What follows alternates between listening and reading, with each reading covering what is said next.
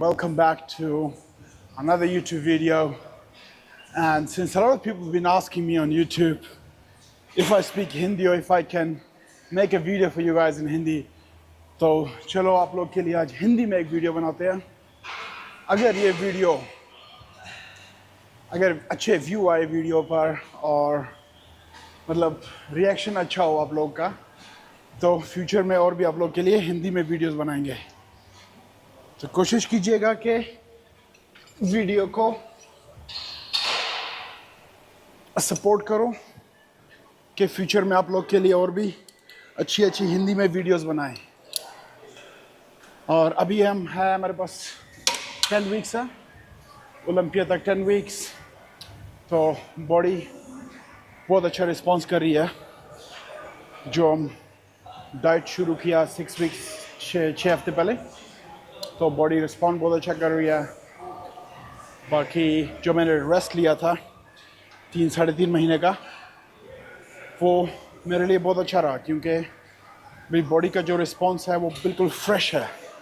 तो over train नहीं करना अपने बॉडी को। हमेशा से क्या करना है कि रेस्ट बहुत इम्पोर्टेंट है बॉडी बिल्डिंग में। तो आज हम करेंगे थोड़ा सा शोल्डर्स और chest exercises. So let's go.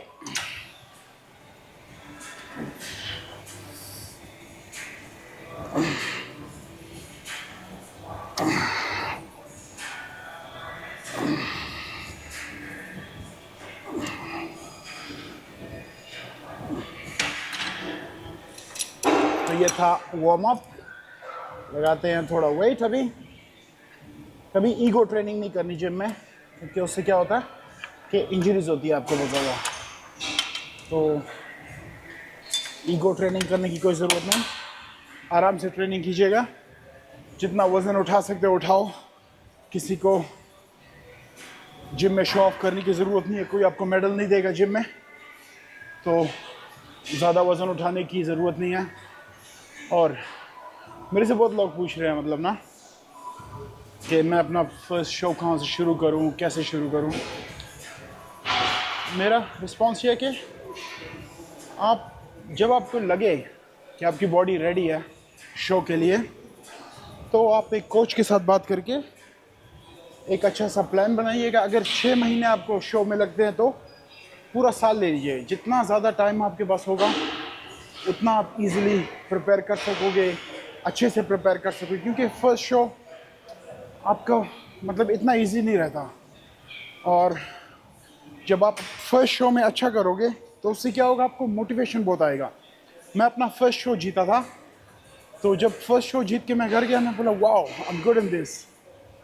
तो वही मेरे को इतना मोटिवेट किया कि मैं अभी तक लगा हुआ हूँ। तो कोशिश कीजिएगा जब अपना फर्स्ट शो खेलने जाओ 100% रेडी जाओ, ना कि सिर्फ ट्राई करने के लिए। ज़िंदगी में कोई काम ट्राई करने के लिए नहीं करना। जो भी काम करना है 100% करो। Let's go.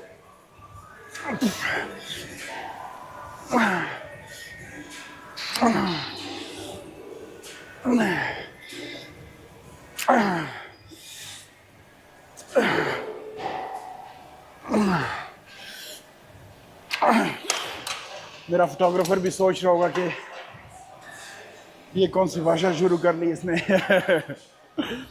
तो ये वाला हमारा वीडियो हिंदी में होगा। Next video hopefully is going to be in Farsi. So people who speak Farsi, write in the comments if you want me to make a video in Farsi. We'll make it for you. Dutch, Farsi, English, French, whatever language you like. I'm here, guys. I'm a Google Translate with better apps.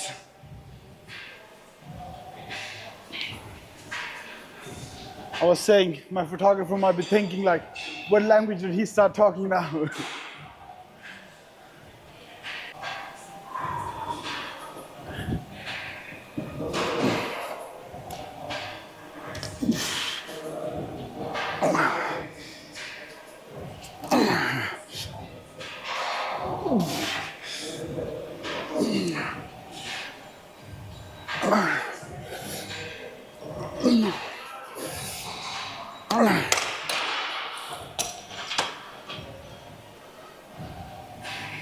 एक और बात कहना चाहूँगा, जितने भी मेरे Indian fans हैं, जो भी लोग मेरे को अभी जब हमारे भुवन भाई के 2 शो हुए हैं, पता नहीं एक कोलंबिया में था कि एक कनाडा में था, जिसमें फर्स्ट शो में उनकी पता नहीं कौन सी प्लेसिंग आई, सेकंड शो में 3rd प्लेस आया। तो लोगों ने क्या किया कि हर दिन मेरे को हंड्रेड्स ऑफ मैसेजेस आते थे, लोग मेरे को सेंड करते थे कि देखो भुवन 3rd आ गया, इतना खुश यार। ऐसा क्यों करते हो यार? भुवन आप लोग का चैम्पियन है, he is a Indian, you guys need to support him more, you know. Like मैं भुवन से इंस्पायर था जब मैं बॉडी बिल्डिंग शुरू किया। देखो जो हमारे बीच में, वो हमारे बीच में कुछ हुआ नहीं, वो जजिंग थी जैसी भी गई। इंडिया शो में 3rd प्लेस आया। 1-2 हफ्ते 3 हफ्ते तक मैं पिस्ड ऑफ था। उसके बाद गोली मारो, लेट्स मूव ऑन। मैं मूव ऑन कर लिया, आप लोग भी मूव ऑन करो, क्योंकि क्या होता है ना, इंसान को अच्छा फील नहीं होता। अब एक बंदे की जब 10th प्लेस आती है या 2nd प्लेस आती है, जो भी, तो ऊपर से क्या होता है कि अपने ही लोग उसको ताने देने लगते हैं, अच्छा नहीं लगता। तो एक एथलीट को डाउन टाइम में जो उसका बुरा वक्त चल रहा होता है, उस टाइम में सपोर्ट करो, मोटिवेट करो, ना कि उसको, वो इतना डूबा हुआ होता है, आप उसको और भी डुबाओ। अच्छा बिहेवियर नहीं है। सपोर्ट करो गाइस, वो भी हमारा ही एथलीट है, जैसा वो ट्रेन करता है वैसे मैं भी करता हूँ। अभी आज 3rd प्लेस आई है, कल शायद ओलंपिया में 3rd प्लेस आए। इसलिए क्या पता, कभी एथलीट को उसके हाइप पे मतलब सपोर्ट नहीं करना। जब वो एथलीट्स डाउन होते हैं, वो टाइम होता है सपोर्ट का, और तब उनको सपोर्ट चाहिए होता है। तो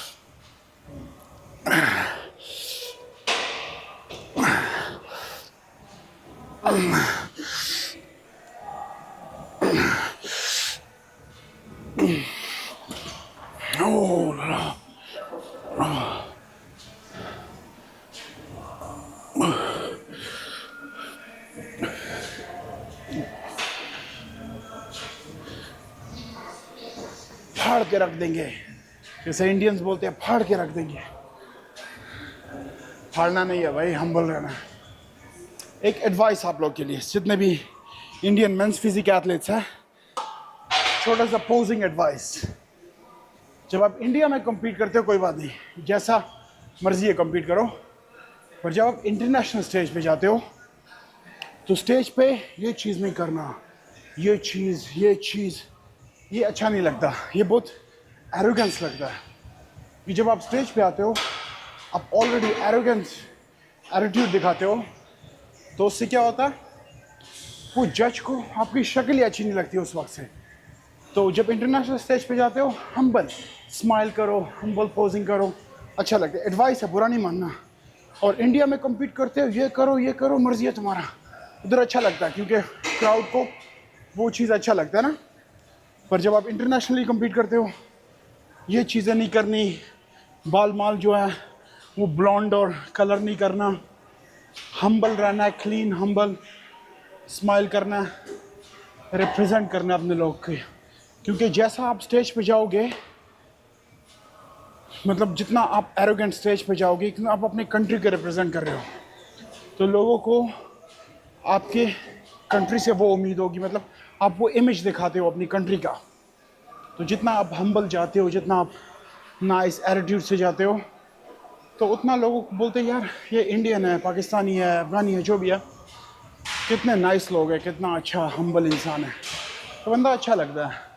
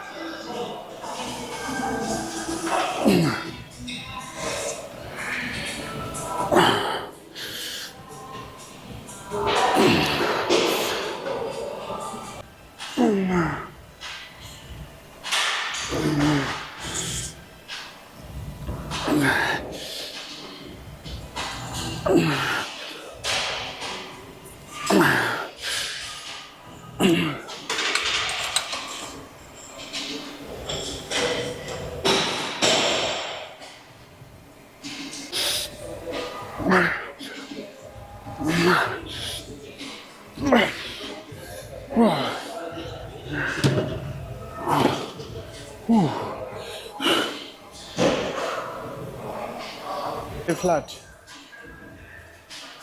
Yeah, physique is very good, but his chest is very, very flat. Train more like the middle chest, because chest here is very, very flat. This part. So do more like squeeze more like this. Everything you do, push and then wait. 1, 2, 3, and go down. Everything you do, squeeze, wait. The more you wait, the more it's gonna get full. And the meal before your training and after your training is very important to improve your chest. But it's my weak part.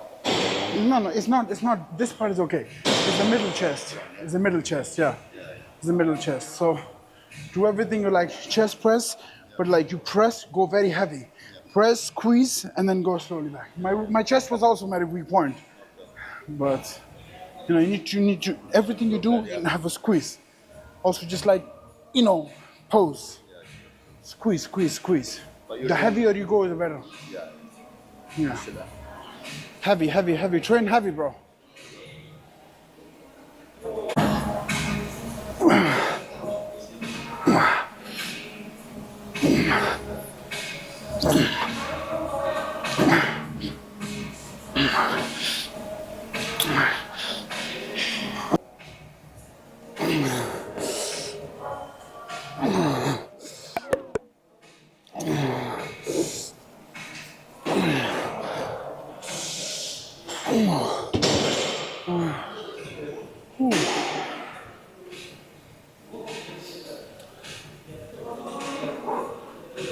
तो हमको अभी रह गए 10 weeks Olympia तक।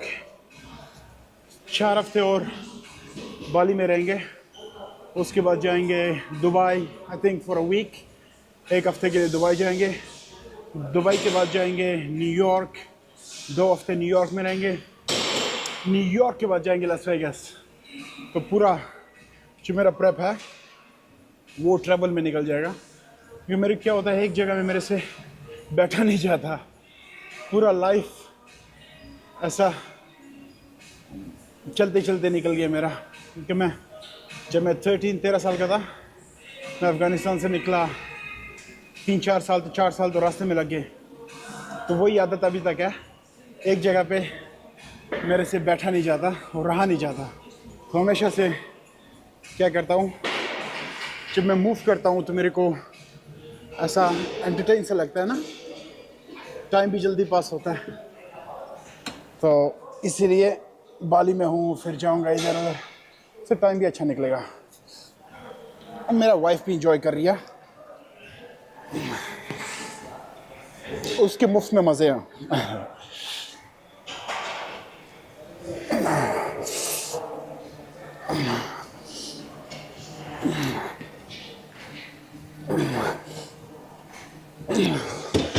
और एक और बात, मैं वाइफ की बात किया तो मेरे को लोगों की वाइफ याद आ गई। आप लोगों से मतलब जितने भी हमारे भाई हैं जिनकी शादी हुई है या गर्लफ्रेंड्स है जो भी है, अगर आप फैमिली के साथ रह रहे हो, शादी नहीं मतलब मॉम डैड के साथ रह रहे हो, बहनों के साथ जो भी है ना, तो अगर आप प्रेप कर रहे हो तो ये बात माइंड में रखना कि ये बॉडी बिल्डिंग आपने चूज़ किया, आपकी फैमिली ने चूज़ नहीं किया, आपकी वाइफ ने, आपकी मॉम ने, आपकी सिस्टर्स ने, आपने चूज़ किया।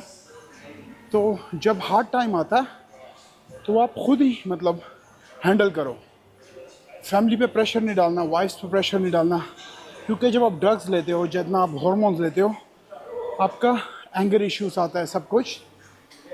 तो वो अपना माइंड में रखना कि ये आपने, जब आप जीतते हो, आप जीतते हो, आपकी वाइफ नहीं जीतती, वो ये सब कुछ कर रही है आपकी खुशी के लिए। तो जब वो आप इतना सेक्रीफाइस कर रही है आपके लिए, तो रिटर्न में जब आप प्रेप में होते हो, थोड़ा सा सोच समझ के फैमिली का भी ध्यान रखा करो। सिर्फ बॉडी बिल्डिंग इम्पोर्टेंट नहीं है, फैमिली बहुत इंपॉर्टेंट है। आपकी वाइफ, आपकी जो फैमिली है, मॉम है, तो इमोशनली उनको डैमेज नहीं करना।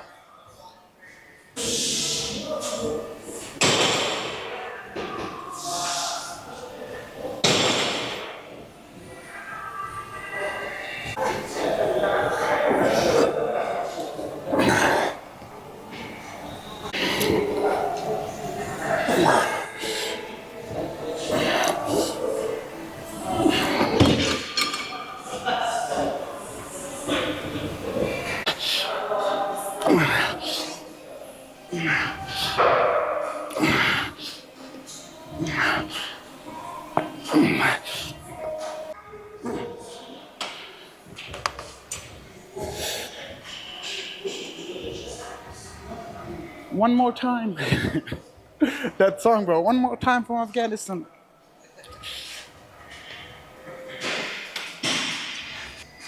Ladies and gentlemen, one more time from Afghanistan. Guys, जितने भी मेरे इंडियन फैंस हैं जो मेरे को डे वन से सपोर्ट करते आ रहे हैं, आप सबको थैंक यू सो मच।